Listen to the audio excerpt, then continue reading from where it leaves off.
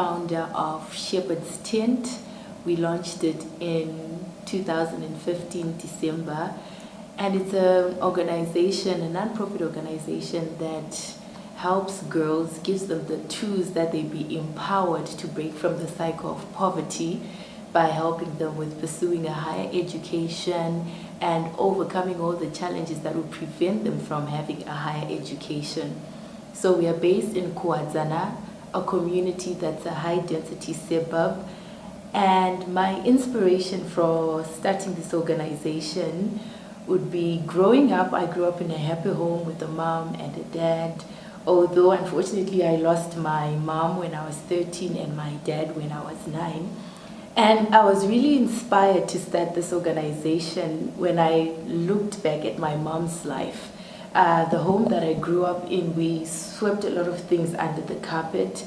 And now as I thought back to my mom's life, hearing stories about how she grew up and the decisions she made and how she ended up, I was like, a lot of things could have been prevented if there was someone to speak to her, someone who could mentor her, someone who could assist her with the education as a young girl growing up. And I thought to myself as well, what are the things when I was a teenager I would have loved to be empowered with?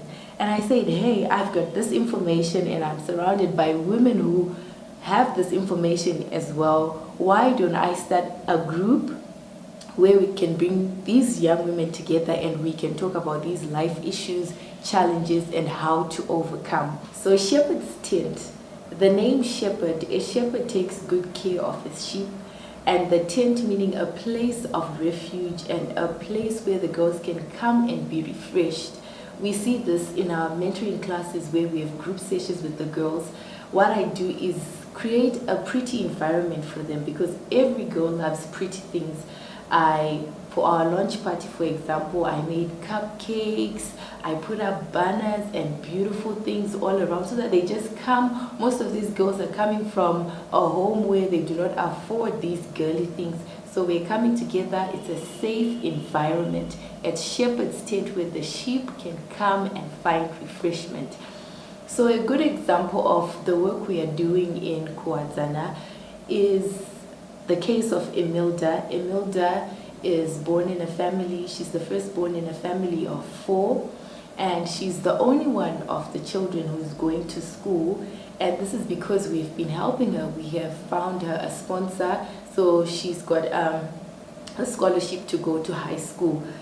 She started high school, and since she started her Form 1, that was last year in 2015, her school fees had not been paid and she was going to be asked not to come to school. So through our mentorship groups, we got to speak to her, find out what's going on with the situation at home and the situation at school. That's when we found out that the family could not afford to pay for school fees.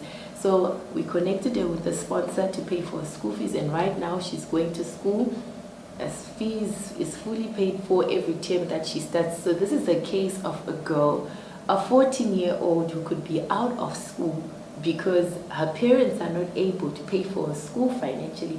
But right now she's in school, she's got a stationery, she's got a uniform, and when we are educating her all these things about life and growing up into a well-rounded woman, we are already breaking the cycle of poverty. In the group sessions with the girls, we started finding out more about their schoolwork, what was affecting their grades, and how we can improve their grades.